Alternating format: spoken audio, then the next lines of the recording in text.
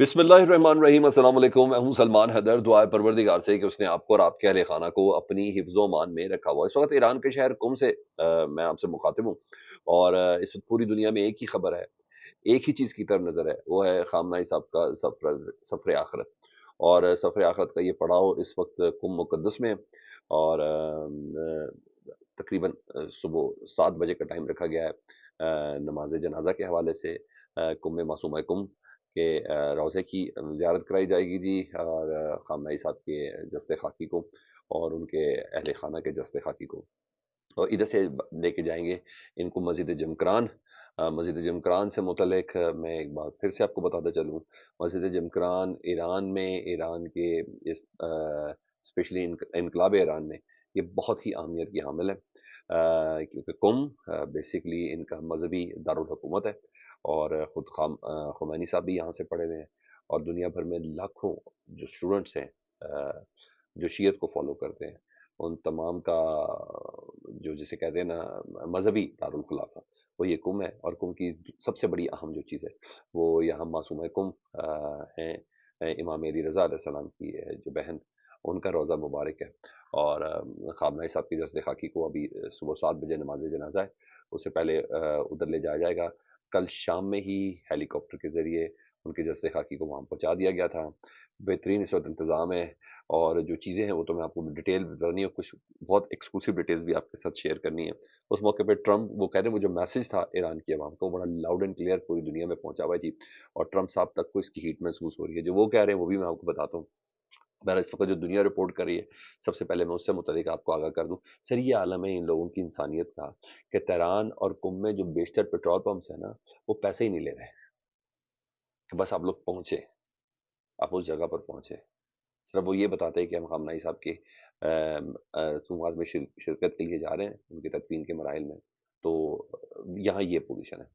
तो अब खैर आज की इस तमाम एक्टिविटी के बाद इस जो जस्से खाकी है उसको लेके जाया जाएगा नजफ में, जहाँ इमाम अली अलैहिस्सलाम का रोज़ा मुबारक है।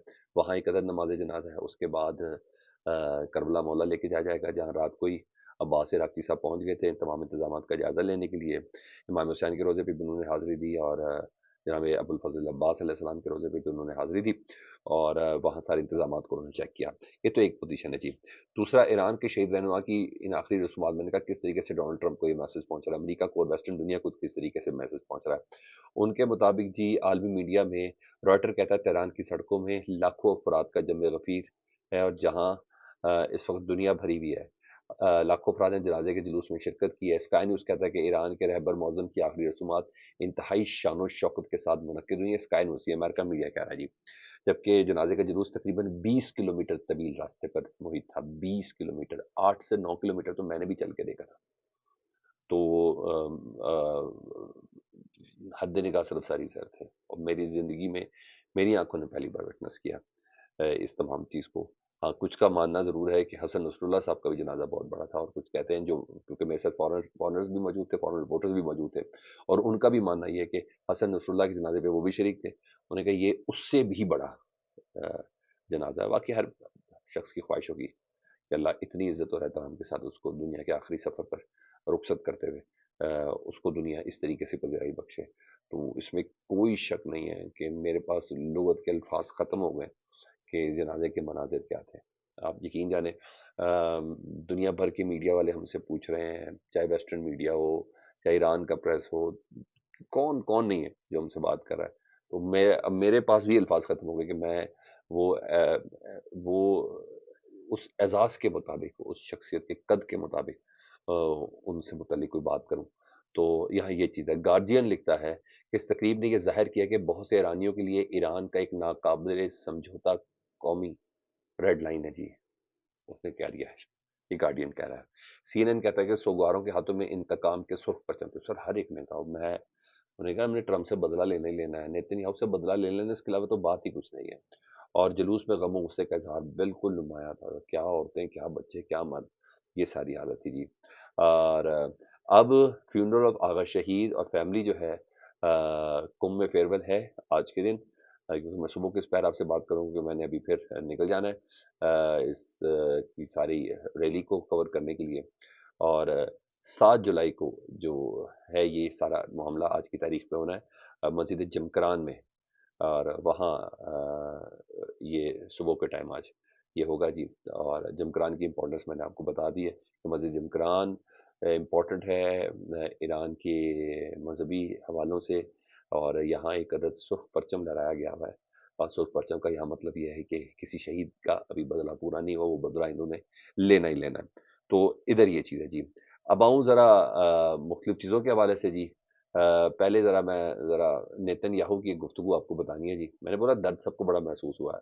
نیتن یاہو نے ٹرمپ سے ریکویسٹ کی ہے، زور دیا ہے کہ وہ ترکی کو نا F-35 جہاز نہ دے، کیونکہ اس کو پتا ہے کہ ترکی کی طرف سے ان کو خطرہ ہے۔ ترکی نے خیر جو رول ابھی پلے کرنا تھا کیا، خود ڈونلڈ ٹرمپ صاحب اس کا شکریہ ادا کریں گے، ترکی کا شکریہ کہ اس نے میرے اور ایران کے بیچ میں نہیں آیا۔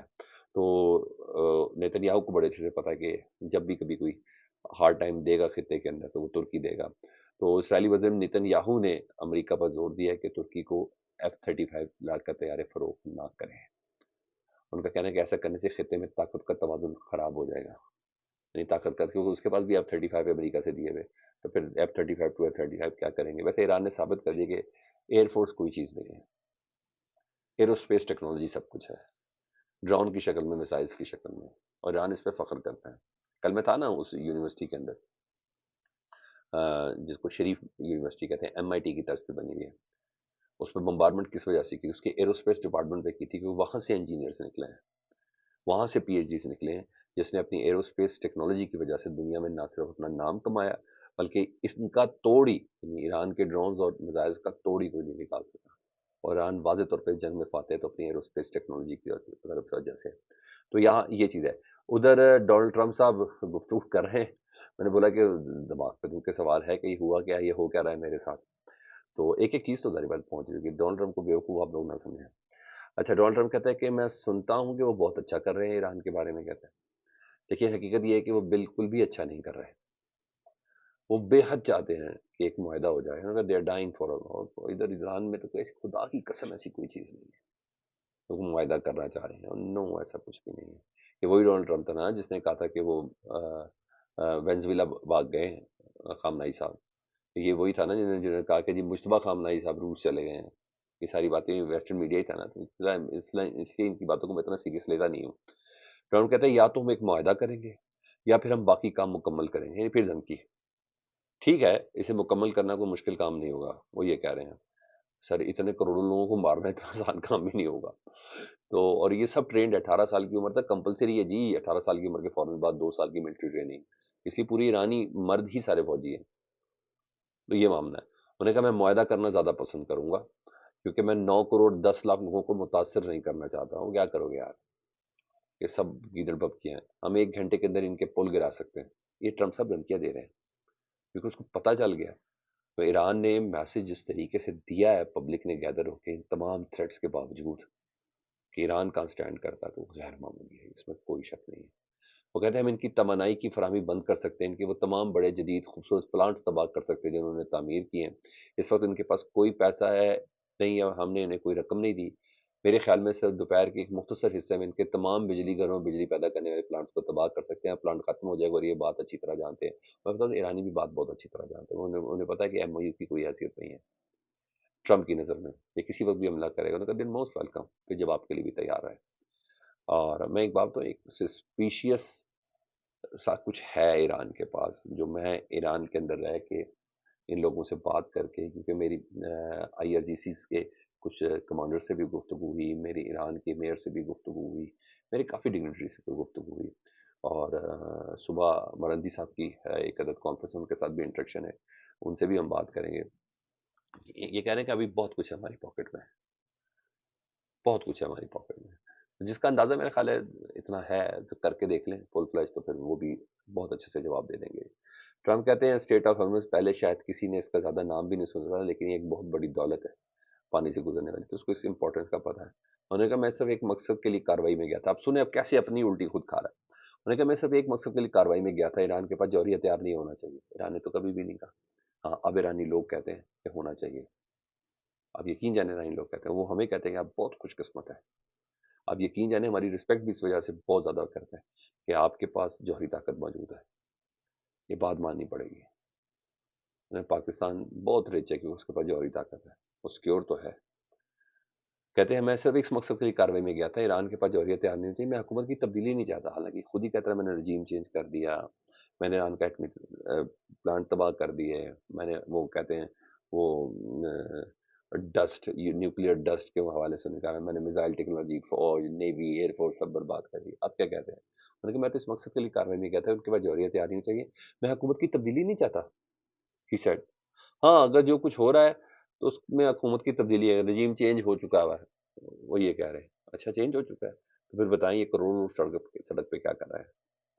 تو میرا خیال ہے اپنی عوام ان کی بھی اتنی بیوقوف نہیں ہے، کیونکہ میری ویسٹرن میڈیا اسپیشلی امریکی میڈیا کے لوگوں سے بھی بات ہوئی ہے، تو وہ تو اس کو کہتے ہیں کہ بیوقوف ہے، کوئی ایک پوائنٹ نہیں بتاتا کہ ٹرمپ نے اس جنگ سے کیا حاصل کیا ہے، کوئی ایک پوائنٹ نہیں بتاتا۔ یہ اپڈیٹ سی میں نے کہا آپ کو آگاہ کر دوں۔ نیکسٹ ویلاگ میں ہم مشہد کی طرف روانہ ہو جائیں گے اور پھر وہاں سے بھی آپ کو رپورٹ کریں گے۔ مجھے یاد دیں، اپنا بہت خیال رکھیں جی، اللہم صلی علی محمد وعلی محمد۔